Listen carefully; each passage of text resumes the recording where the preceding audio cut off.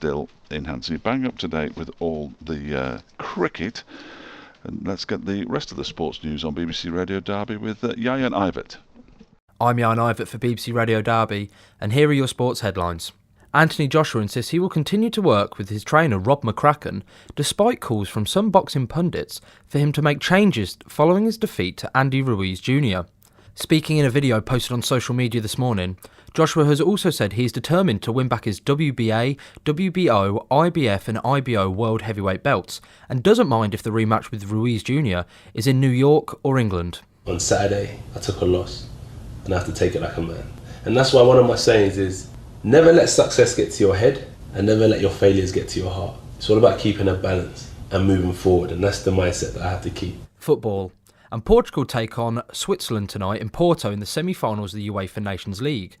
Manchester City's Bernardo Silva is a key player for Portugal, and he says it would be great if they could win and play England in the final so he could face some of his club colleagues. First of all, we need to be focused on our game of the semi-finals against Switzerland, a game that is very important for us.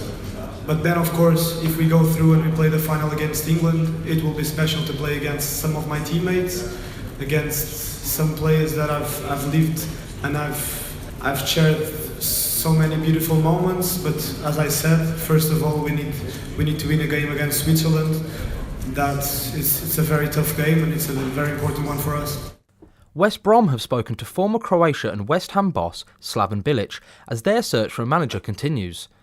The Baggies have ruled out Lincoln boss Danny Cowley. And Gianni Infantino has been re-elected as president of football's world governing body, FIFA, for a second term.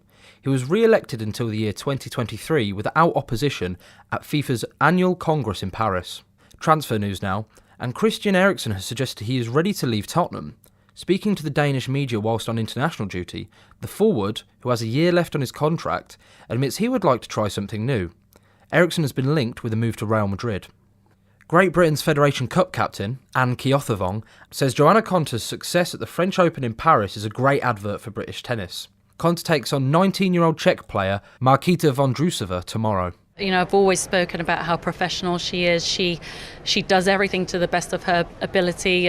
She's the ultimate pro and very meticulous in terms of how she prepares. She likes to stay in her own little bubble. That works for her, and long may it continue.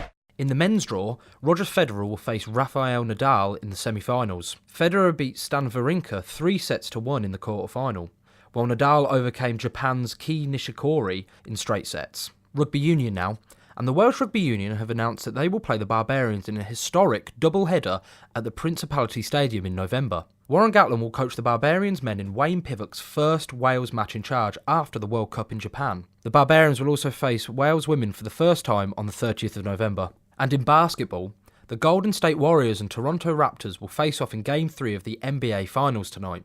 The series is currently drawn at 1 apiece. Stephen Curry and the Warriors are trying to win their 4th NBA title in 5 years. And those were your sports headlines for BBC Radio Derby. I've been Ieuan Ivett.